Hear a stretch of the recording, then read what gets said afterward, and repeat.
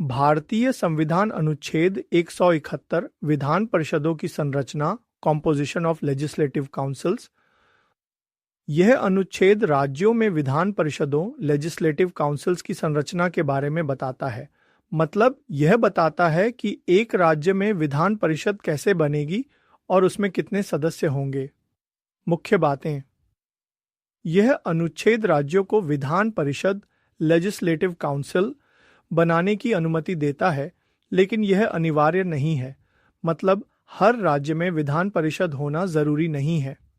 कुछ राज्यों में विधानसभा, लेजिस्लेटिव असेंबली के साथ साथ विधान परिषद भी होती है।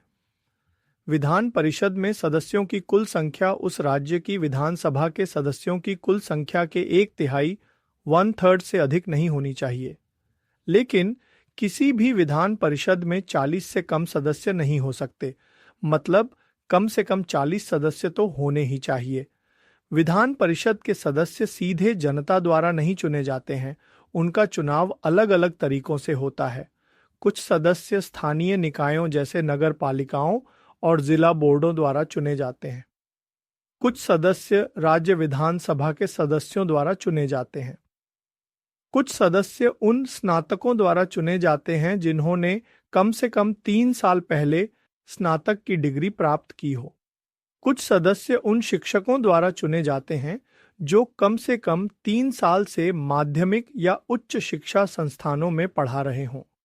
कुछ सदस्यों को राज्यपाल द्वारा मनोनीत किया जाता है जो कला, साहित्य, विज्ञान, समाज सेवा आदि क्षेत्रों में विशेष ज्ञान या व्यावहारिक अनुभव रखते हों। सदस्यों का कार्यकाल, term of members. Vidhan Parishad एक स्थायी सदन है, मतलब यह कभी भंग नहीं होती।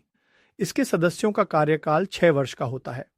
हर 2 साल में 1/3 सदस्य रिटायर होते हैं और उनकी जगह नए सदस्य चुने जाते हैं। संक्षेप में, अनुच्छेद 171 विधान परिषदों की संरचना, सदस्यों की संख्या और उनके चुनाव के तरीके को निर्धारित करता है। यह सुनिश्चित करता है कि विधान परिषद में विभिन्न क्षेत्रों और वर्गों का प्रतिनिधित्व हो।